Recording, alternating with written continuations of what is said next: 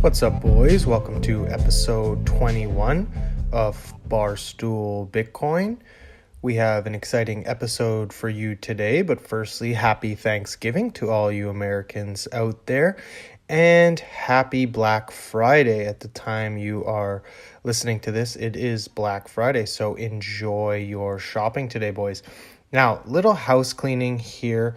We're going to go over the picks from last week. Kraser is not with us today, but we have a very short intro for you, a couple news headlines, some house cleaning to get out of the way, and then we will kick it over to the interview we did with Chelsea Penner. Now, over the last 10 days, we've seen the crypto market endure a massive sell-off pretty much across the board. There's a number of reasons that have led to this bearish sentiment, and personally I think that we could be headed lower than this. I've been calling for 5k Bitcoin for a long time now, but we are pushing to those depressing levels, and there's been a pretty good amount of panic that has ensued so far. Now, the main factors to consider are the Bitcoin Cash fork, and that created a pretty contentious split in Bitcoin Cash on November 15th that resulted in Bitcoin ABC and Bitcoin SV, and as a result, the value of BCH has suffered pretty much just as much as the rest. Now, a lot of people are saying Bitcoin is broken, or for whatever reason, some analysts are forecasting another flash crash in the wake of this sell-off. There was a sell-off in the oil markets as well, but I think this is just a sign of the times. Markets around the world are pretty fragile, and they are susceptible to panic, and they are emotional, and crypto is no different. In fact, it's even more emotional. But let's take a look at the price action here. Over on CoinMarketCap, Bitcoin at the time of recording is sitting at 4503.86. So looking at the picks from last week, Big Kraser was indeed right. He took the under, I took the over. So producer Kraser was right. We'll give him credit where credit is due. However, with that said, we have a great interview with Chelsea Penner. Chelsea is a former model. She is a social media influencer, and she's big in the crypto space as well. So she had some funny stories, some crazy stories, and some very interesting perspectives on crypto.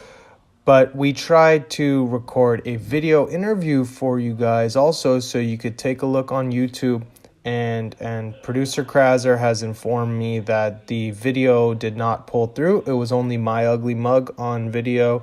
So we're not going to post the video. We'll just post the audio. So if you're on YouTube, you can just listen to the audio. Sorry about that, boys. But my ugly mug does not deserve to be on camera the whole time. Wanted to see Chelsea, but anyways, I will leave links to her social media profiles in the show notes section just below. And without further ado, after a word from our sponsors, we will kick it over to the interview with Chelsea Penner. Enjoy, boys. This interview is brought to you by Sinit.com. For anyone who's serious about taking your crypto business to the next level, you can make more money in less time trading these signals. So visit synnit.com today to take advantage of their special Black Friday discount. That's synnit.com, synnit.com, for your one-stop shop to make more money in less time trading these signals. Visit synnit.com today and enjoy the interview. We are live. Welcome to the show, ladies and gentlemen. We're with the crypto goddess, Chelsea Penner. Thank you for joining us today, Chelsea. Thank you for having me. I appreciate it. You're very welcome. I'm hoping that your picture is the main one in the frame when this edits out. And so you're a crypto investor, entrepreneur. You have a modeling background. I'm not sure what you were up to before that. So maybe you can tell us a little bit about your journey and how you were first introduced to Bitcoin and cryptocurrency? Sure, no problem. How far back do you want me to go before cryptocurrency? As far as you like. I'm sure you have a pretty interesting past. So if you want to tell some scandalous stories from your modeling career, that works too. Well, I definitely do have an interesting past. I would actually be able to write a novel, so I'm going to just give you some quick sound bites. I graduated from Portland State University with a communication degree, which means I know how to communicate really well with people, which actually got me into dating coaching and relationship coaching. I'm a love mentor. I've been an entrepreneur for about 15 years. And before that, I was on a lot of different stuff. I was a executive recruiter for a clinical pharmacist. I was a pharmaceutical sales rep. I think my first job was at Burgerville when I was like 16 years old. I've been a waitress. I've been in retail. So I've done a lot of different things. And my dad was always irritated with me for doing so many different things because he was always just one thing, a chemist all his life. So he never really understood. But doing all those different things just made me multifaceted about life. So I feel like I have a lot of knowledge in a lot of different areas. When I became an entrepreneur, the first time, I had my own studio as a personal trainer, and I was a life coach as well. And How old were you when that happened, if you don't mind me asking? oh, I don't want to give ages. I'll just tell you Okay, how long ago. no problem. Sure, that works. Um, that was about 12 years, 13, 15, almost 15 years ago. That was a long time ago. I had my own studio in Portland, Oregon, and I worked out like 6 hours a day. I was a little crazy. And I started modeling about 16 or so years ago. So I've been modeling for a long time as well. Modeling has never been like the number one thing that I do in my life. It has always been a paid hobby. And there's been some times as an entrepreneur that modeling really saved my butt because it can pay really well sometimes, although it's not as consistent as, your business or maybe a job. There's been times where, your business slows down as an entrepreneur. And I'm lucky I had modeling. Modeling has been a really interesting, I wouldn't say career, but it's been a very interesting life. You get invited to celebrity parties and you just get invited to certain things that, I normally probably wouldn't have been invited to in my life and had the network I normally wouldn't have had. It's been a blessing and a curse because people have a certain type of judgment and I guess assumptions about people that model. And I've always been educated. I've been one of the few, and I don't know why this is, but I've been one of the few models that was educated with a college degree and also had a corporate background. And so I would know if something was not right. Like I know if I was getting sexually harassed. And as an actress too, I was actually more sexually harassed as an actress than a model, believe it or not. So I would recognize this is sexual harassment because in the corporate world, human resources department would tell us so, but other models, I guess, for whatever reason, maybe didn't know, or I don't know. They just didn't have the same background. Maybe they didn't have the same backbone to stand up for themselves. So, I have always had somewhat of a backbone. So sometimes that keeps me from certain jobs in modeling. And I turned down Playboy. I was offered Playboy about 12 years ago, and I didn't want to pigeonhole myself. And I'm glad I didn't do it because I think my life would have been completely different. I think my life would have been more heavy into the modeling, and I don't know if I would have ever gotten to tech or cryptocurrency. So it's kind of interesting the choices we make in our life and how things turn out. So fast forward to LA. Because I was sexually harassed so much, I decided to start my own business. And I wanted to use technology. I wanted to use platform like a website and an app. And I was ahead of my time. I came up with the idea about 8 years ago for influencers, experts. And I kind of tried to think of a really good term for what an influencer would be. And I came up with influencer. So I was like one of the first people that used the word I hadn't heard really anyone else use. And I would say to investors, it's this is a platform that connects influencers to people trying to get a hold of them. They said, what are influencers? What do you mean? And I said, well, it's just somebody that people look up to, you know, have a large following. And so I was just way ahead of my time because investors were like, I don't think people care about influencers. So I had a ton of challenges as a tech entrepreneur. And again, I was sexually harassed and have been sexually harassed all the time, thinking I would get away from that, you know, not going to acting auditions, but working on my own business as a CEO. But I actually probably got sexually harassed even more. So it took me a really long time to get to the place where I'm at now, where I finally hired a male CEO. And I love this like female empowerment, rah, like women can do everything. We can. However, it's mostly men in business, and it's mostly men that are investors. And yes, there's some female investors, but they're so hard to find because there just aren't as many. So we're challenged as women as an entrepreneur more than a man would be. In fact, I have a team that's full of men. They're all men, and most of them are minorities, Indian and African American and mixed. And we were so exhausted by all the challenges we were facing. They said, we have never seen this much discrimination in our entire life.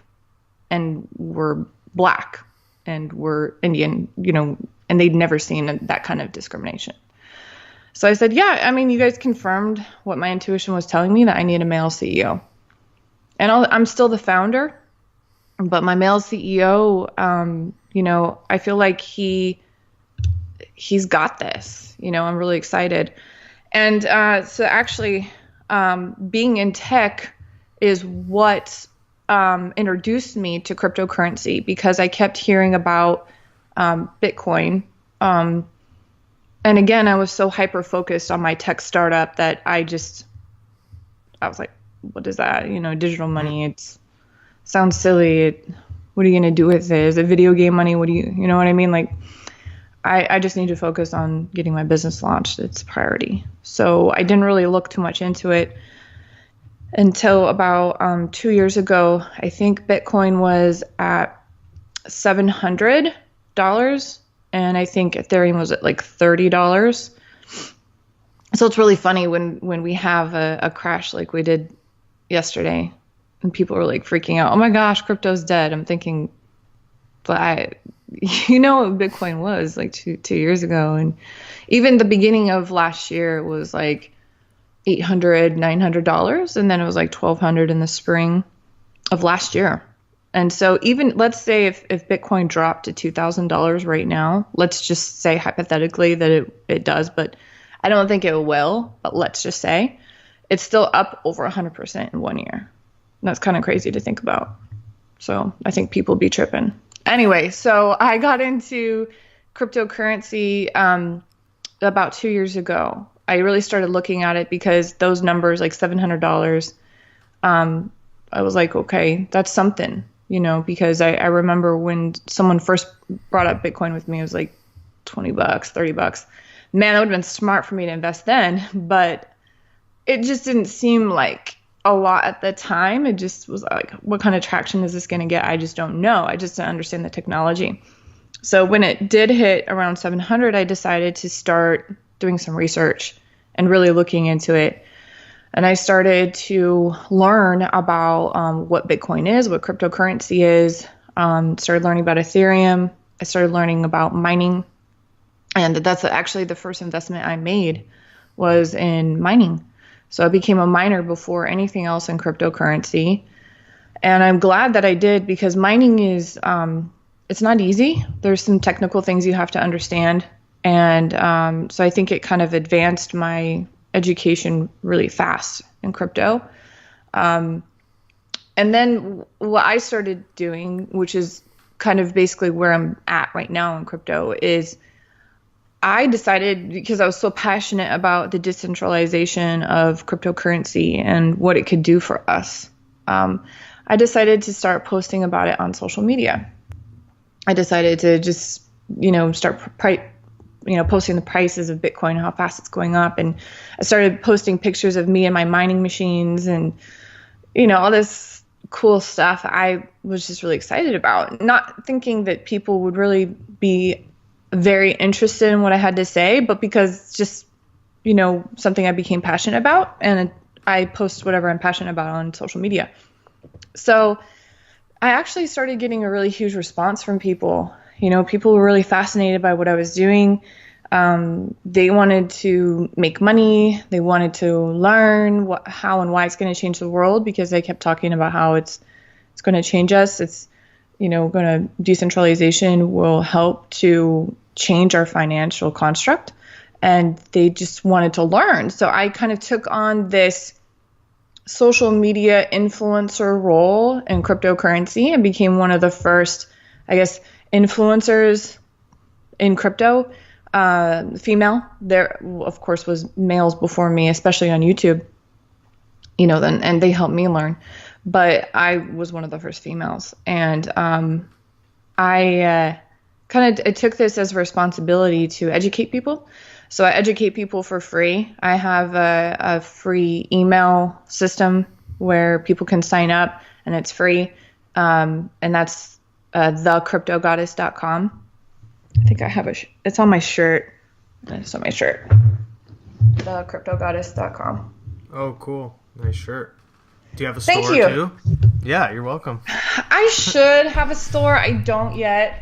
I definitely spend a lot of time educating people, and I even go beyond sometimes just having people sign up for my emails. I'll actually send them some information as well, just directly, because I feel like the more people know about cryptocurrency, the more they'll understand, the beauty behind it, because too many people just don't know about it, and they'll just watch the news, and they'll listen to people that don't know about it, and they'll cry FUD, and I just feel like education is the key for cryptocurrency to really come alive and to become mainstream. And right now, I don't think it's mainstream. Right now, I think it's adoption's like 5% or something. It's really low. Although a lot of people know about it, there's just not a lot of people that actually really understand it, are educated, and invested in it. Yeah. And that's also another thing I do. I help people with investments, and people are like, "Well, what makes you an expert?" Well, I have made a lot of money in cryptocurrency, but that's not actually what makes me an expert, because last year anyone could have made a lot of money if they knew what to put their money in. But what really makes me an expert is losing a lot of money. A lot. So when you lose a lot, then you learn what to invest in and what not to invest in. And so I help people, and again, for free, I help people to understand what to avoid, where the scams are, because there's so many scams in cryptocurrency. And I've been scammed too when I was a newbie. So I help people understand what to avoid and what to look for in cryptocurrency. So that's kind of the very bare minimum of my background and my path and how I got into cryptocurrency and what I do in crypto now. Oh, there's so much there I want to touch on. Firstly, I will say there is a big lack of information in the industry, so I commend you for providing resources for others to learn right now for free, especially. That's great. And for those of you listening to this, it is we are recording this on November 15th, so the flash crash that Chelsea was speaking about is the crash from like 6,500 range to now trading in the low 5K range. But what do you think about all of this, bear market, people saying it's a bear market, but really it's just a correction and accumulation phase. Like you said, long-term Bitcoin is up significantly. What do you think about this accumulation phase, this correction phase that we're in right now? Do you think we're going to turn out of it soon, or it's going to push down further? Well, I want to start with saying that no one has a crystal ball. And if they did, they would be the richest person in the world. So no one knows 100%. This is just opinion based on me being in crypto for 2 years, which, honestly isn't that long because cryptocurrency, Bitcoin specifically, has been around since 2009. But I feel like that last year Bitcoin went up like unhealthily fast. And the reason why is because a lot of people had FOMO. They had fear of missing out. And a lot of mainstream people that had no education of what Bitcoin was saw these numbers starting to move and decided to invest a lot in it. And then they got scared when it corrected a little bit. And because they don't know anything, then all of these mass amount of people pull money out. And not only that, but the people that have been in Bitcoin for a long time saw how fast it was going up. And again, if you'd been in it since early, 2010, 2011, you would be a little freaked out by how fast it went up too, because it just seemed like, what is going on? Like, this isn't right. So people that were veterans pulled out because they knew it was unhealthy. They knew that was an unhealthy speed. We're moving at a much healthier speed this year. And it's funny because people just want to focus on the negative. They want to focus on what it was in December and then what it is now. But again, you have to look at like the long term. The long term is it's steadily going up. So the flash crash that we were just talking about, that's probably just due to the Bitcoin Cash fork from today. And the reason why, and again, it's just speculation because no one knows why the billions of dollars flooded out of the market. But the Bitcoin Cash fork is today, and there is a theory that Bitcoin value would go down if certain number of miners pulled out of Bitcoin and started mining the new Bitcoin Cash fork. So I think a lot of people pulled out in anticipation of that, not really knowing what will happen. And there could be other reasons too. A lot of people want to put money into other stuff right now temporarily, and then maybe put it back. There's a ton of stuff going on, and I'm actually friends with whales that like to have fun manipulating the market as well, and like to have fun shorting the market in futures. And there's just so many different factors. But ultimately, you have to understand that long term, Bitcoin is up a lot, and it keeps going up a lot. And yeah, there's corrections and there's ups and downs, but that's what helps traders make money. I'm not personally a trader myself because it's too stressful for me.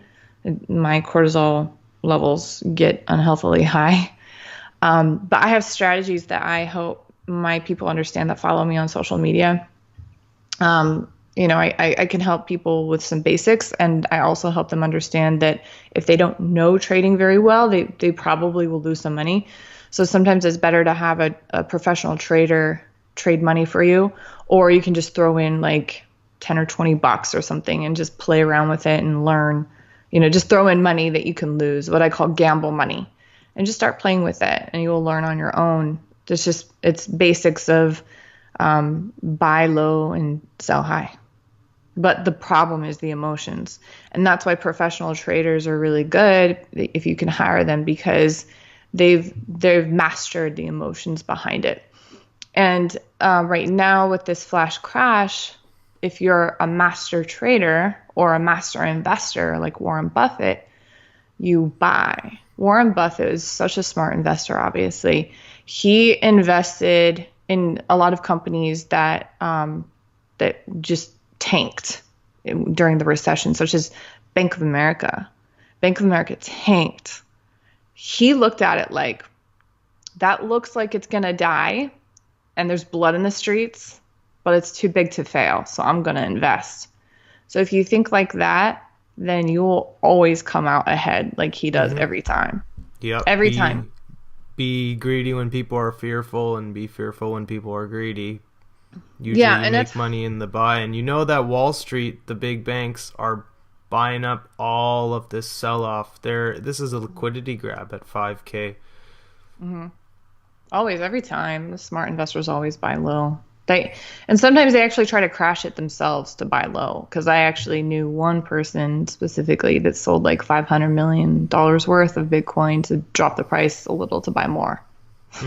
Yeah, there's so much So, manipulation in the market, and with your background in modeling and entertainment, acting, do you see a lot of your peers or the people in those circles are starting to adopt the technology, or it's still too clunky for them? no, I don't really at all. Sometimes they ask me for information and I'll send them information. I don't even know if they ever got to reading it or watching it or anything. Yeah, they tell their like publicists, go read this shit. Yeah. But I mean, some have. Even Kim Kardashian, she She was had gifted some a Bitcoin, right?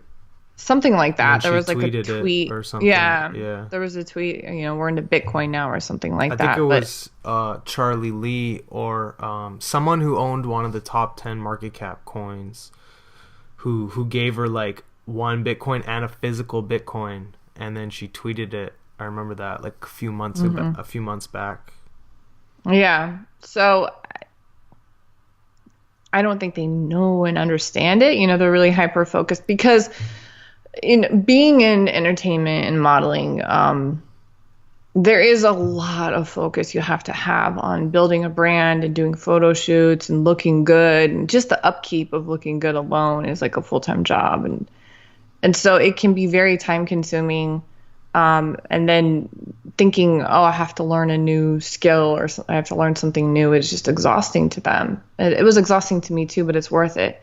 I just found ways to put it in my schedule, and this is what I do, and I don't know why not a lot of other people in my industry do it, but what I did learning about crypto is I'd listen to podcasts or YouTube videos or whatever I could, audiobooks.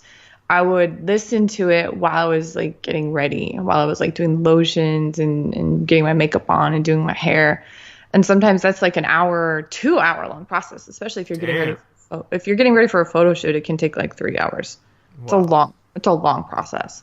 So learning something while you're doing that, to me, it's common sense and it makes sense. I've always been a student. I've always wanted to learn. And that all started, in the finance world, it all started with Rich Dad, Poor Dad.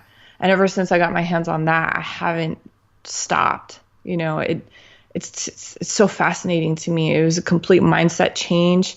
And once I had that mindset change, then I just kept growing and growing. But before I had the mindset change, I was kind of just stuck in that, like, funnel vision, keeping the maintenance up of the physical beauty, the health, the gigs, looking for gigs, doing the gigs, and then doing the photo shoots for your portfolio is just so much work.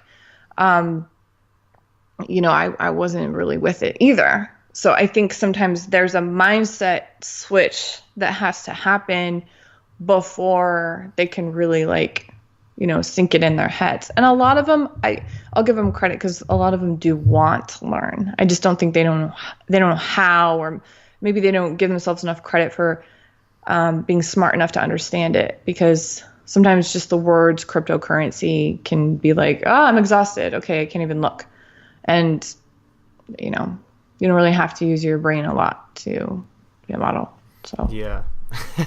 Well, speaking of celebrities and models, I noticed you were at the last Dan Blazarian party. I think the Halloween party. I'm sure you signed an NDA, but any I did. behind the curtain stories you could share? I did sign an NDA, but I'll say a few nuggets. I saw Dan once. He was walking really fast, like he was on a mission. So he was walking with one girl that was so skinny. I felt like I wanted to throw a burger at her. And one of the girls that's always on his social media, and on their social media they look fine, but in person it's like, why are you so skinny? But anyway, so they were walking really fast, like they were on a mission. Like, I don't know what was going on. And he's short, which you don't know, from pictures on social media. On social media, he looks kind of big. He looks kind of big and tall. He's like maybe 5'6", I think. He always gets them to shoot from, like, to make him look tall. Bottom up. Yeah. Mm-hmm. Yeah, because in pictures he looks really big and really tall, and he's not. It's so funny because one person said, "Oh, I saw you went to dance party. He's so big." I'm like, I think I'm taller than him. Yeah, I'm like, definitely. If you said he's 5'6", I'm definitely taller than him. But he was across the room when I saw him. We weren't standing next to each other, so I didn't compare the heights. But yeah, he's definitely short. I heard from a lot of people he's an asshole. I couldn't tell. I walked past him when I was at the entrance, and my friend that I was with, she was like, "Oh yeah, that was Dan right there, looking at us." And I was like, "Where?" I didn't even notice. And I think it's because he was so short. I think, like, that's the only thing I could think. So hopefully you're not breaching your NDA right now. I hope not either. And then, but he knows how to throw a party. It was an epic party. It was an epic party. He put a lot of money into that party. He had people cleaning up after us. As soon as we would set a drink down, boom, someone would be there to pick it up. And the catering was amazing. It was like 5-star food. He had like a ton of different levels. Like some levels would be like a dance floor. Another level would be the pool, the rooftop, and more dancing, and then bars on every level, and free alcohol. It was just like insane. Like, how much did he spend on that? I'm so curious. And I saw Tyga, I saw French Montana, I saw some people in a band, I forgot the name. I saw a bunch of internet stars, a bunch of the models he has on his social media pages. I think that's all I can say. Well, that's good. That's good. We appreciate those details. And you yourself are a influencer on social media. So where can people go check you out? Where can they follow you? Is it at the Crypto Goddess? Yeah, actually on Instagram is at the Crypto Goddess. My Twitter is, I think, Crypto Goddess and then an underscore. My YouTube channel is the Crypto Goddess, and my website where I help people with free emails is thecryptogoddess.com. So, and Facebook is the Crypto Goddess Lifestyle. Awesome. Well, we'll include a link to your website in the show notes section. So if you're listening to this on Apple Podcasts or on Stitcher Radio or on Spotify or wherever you're listening in, you can check that out in the description box just below this recording in the show notes. And without going too far into anything else, we're running out of time here. Chelsea, do you have any last words for our listeners? Viewers, listeners? Well, a lot of people always want to know the future with crypto, and the thing is, we just don't know. But I'll give one really good piece of advice. I like to stick to things that are safe. I don't like to do the high risk, high reward stuff in crypto. Although I do some, and I'll recommend some to people that are gamblers, but I don't invest in those myself. I definitely stick to the things that are safe, and that's what I recommend to everybody. There is some rumors, and again, rumors, we don't know for sure, but some people usually buy or sell on the rumor. And so this rumor is really interesting. Someone and some people have said that the Satoshi Nakamoto Bitcoins may be starting to get released soon. And that's going to flood the market and dramatically drop the price of Bitcoin, which could be another reason for the dip recently besides the Bitcoin Cash fork. I don't know. I don't know if a lot of people know this. There's just a small group of people that are starting to talk about it because maybe they know Satoshi. I don't know, but they're very confident about this, and they've been in crypto for a very long time, longer than me. And I think they said because Satoshi Nakamoto doesn't like what it's become, that's become kind of like another greedy machine where a lot of people that banked off the FOMOs of people last year, sold at the very high, are just, living life off people's losses. And that's not what he envisioned for Bitcoin, which I thought this was really interesting. Again, it's a rumor or truth. We don't know. We don't know. But what I am telling you is that Bitcoin still does have good technology. It's still good store of value. But if you're a safe investor, what I recommend is to always do asset-backed coins. If you're going to be in crypto, asset-backed coins is the future, I believe. Again, this is all opinion-based. I'm not a professional financial advisor. If you go broke with what I say, then it's not my fault because I'm giving you a warning, fair and square. But what I am telling you is based off being in it for 2 years, losing a lot, making a lot, learning a lot, and doing a lot of education, a lot of due diligence. And what I have come to after all this time being in crypto is stay away from the greed and stay with what is safe and consistent, and always invest for long term.